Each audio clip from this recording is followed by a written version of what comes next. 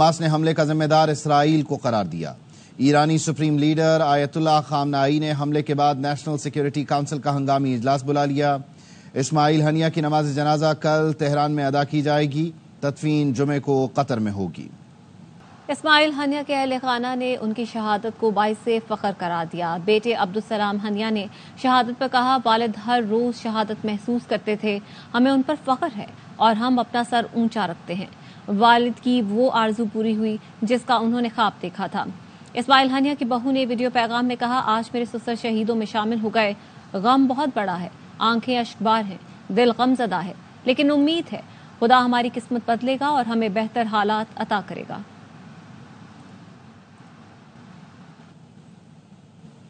پاکستان کی حماس کے سربراہ اسماعیل ہنیہ کے قتل کی شدید مذمت۔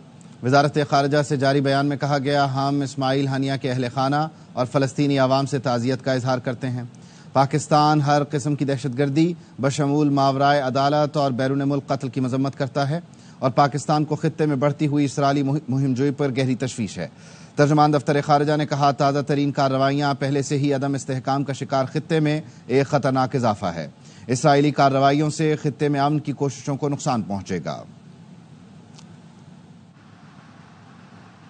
اسرائیل نے ریڈ لائن پار کی، اب اسے پچھتانا پڑے گا۔ حماس، ایران اور حزب اللہ کا اسماعیل ہنیہ کی شہادت کا بدلہ لینے کا اعلان۔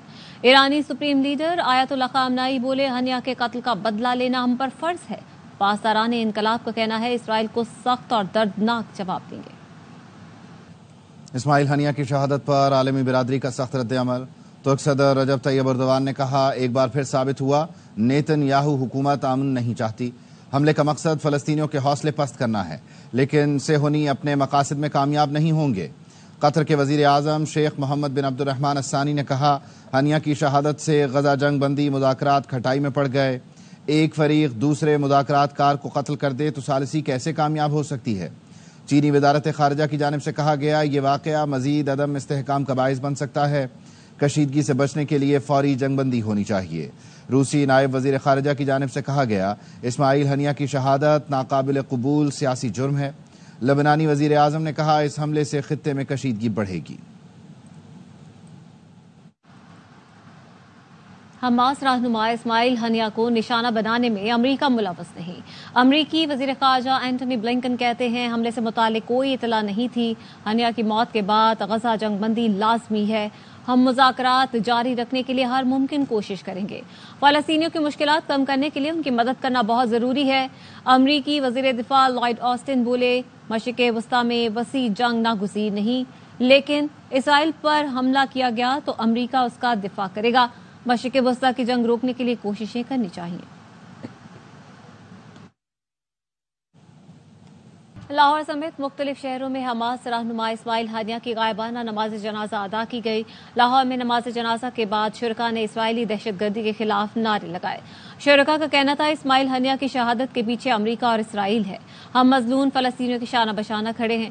کراچی میں نیو ایم جناح روٹ پر جماعت اسلامی کے زیر اہتمام اسماعیل ہنیہ کی غائبانہ نماز جنازہ سے پہلے اسرائیل کے خلاف نعرے بازی کی گئی۔ شہریوں نے فلسطینی پرچم تھام کر شرکت کی۔ شرکاء نے شہید اسماعیل ہنیہ کو زبردست خراج عقیدت پیش کیا۔ یہاں پر آپ کو خبر دیں، وفاقی کابینہ نے پاور ڈویژن کے 13 اداروں کی نجکاری کی منظوری دے دی ہے۔ مزید کیا تفصیلات ہیں، علیم ملک سے جانیں گے، بتائے گا علیم۔ جی، وفاقی کابینہ نے پاور ڈویژن کے 13 اداروں کی نجکاری کرنے کی منظوری دے دی ہے، جس میں سے کل 11 میں سے 9 بجلی سرکاری تقسیم کار کمپنیاں نجکاری کی فہرست میں شامل ہیں۔ اس کے ساتھ ساتھ کوئٹہ الیکٹرک سپلائی کمپنی اور ٹرائبل الیکٹرک سپلائی کمپنی یعنی کیسکو اور ٹیسکو جو ہے وہ نجکاری کی فہرست میں شامل نہیں ہیں۔ وفاقی کابینہ نے جو بجلی کے سرکاری کارخانے ہیں بجلی پیدا کرنے والے، ان کو بھی نجکاری فہرست میں شامل کرنے کی منظوری دی ہے۔ وفاقی کابینہ نے پاور ڈویژن کے 6 اداروں کو قومی اہمیت کے ادارے قرار دینے کی منظوری دے دی ہے۔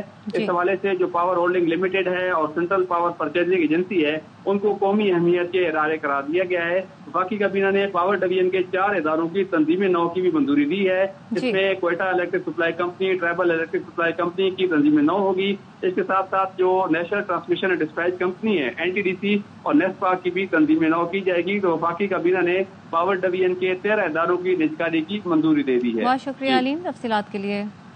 خبر صادق آباد سے، جہاں کچے کے علاقے مارچکا میں پولیس مقابلہ ہوا، فائرنگ کے تبادلے میں 4 ڈاکو ہلاک ہوئے ہیں۔ زاہد حسین سے مزید جان لیتے ہیں۔ جی زاہد، بتائیے۔ सारकाबाद में कच्चे के इलाके में एक शख्स को डाकुओं ने हंडी टैप के जरिए अगवा किया। पुलिस की नफरी वहां पर उसको बचाने के लिए गई तो वहां पर डाकू और पुलिस के दरमियान मुकाबला हो गया। 4 डाकू हलाक हो चुके हैं और एक पुलिस एहलकार जख्मी है। और थाना SHO का मास्के का राना रमजान SHO है, उसको हार्ट अटैक आया है, उसकी वजह से वो भी शहीद हो चुका है। और पुलिस जिले की नफरी जो है भारी नफरी कच्चे के इलाके में पहुंच चुकी है। वहां पर पुलिस और डाकुओं के दरमियान मुकाबला जारी है। बहुत शुक्रिया। में PTCL नेटवर्क डाउन है। इंटरनेशनल केबल में फॉल्ट आया है जिस पर काम किया जा रहा है। तर्जुमान PTCL के मुताबिक PTCL नेटवर्क डाउन होने से PTCL इंटरनेट और यूफोन नेटवर्क सर्विस मुतासर हुई है। हमारी टीमें मसले के फौरी हल के लिए तेजी से काम कर रही हैं।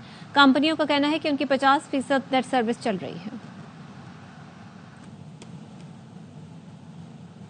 दरिया कुनहार में शोहाल बालाकोट के मकाम पर डूबने वाले 4 अफराद को रेस्क्यू टीम ने मकामी पुलिस की मदद से बाहिफाजत निकाल लिया। बालाकोट पुलिस का कहना है चारों नौजवान दरिया कुनहार में सैलाबी रेले में बहकर आने वाली लकड़ियां जमा कर रहे थे। अचानक दरिया में पानी का बहाव ज्यादा हो गया। पुलिस ने रेस्क्यू 1112 को इत्तला दी। गोताखोर टीम ने फौरी तौर पर रेस्क्यू ऑपरेशन करते हुए चारों नौजवानों को बाहिफाजत दरिया से निकाल लिया। पाक भारत क्रिकेट की बहाली, साबिक कप्तान यूनुस खान को साबिक सदर परवेज मुशर्रफ की याद सताने लगी। बोले काश कोई आए और पाक भारत क्रिकेट बहाल कर सके।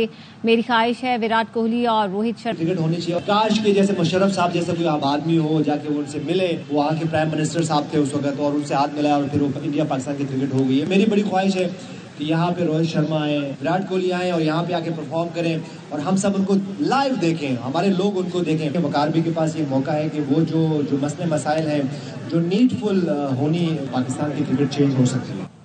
न्यूज़ बुलेटिन से फिलहाल इतना ही। आप देखते रहिए AR वार।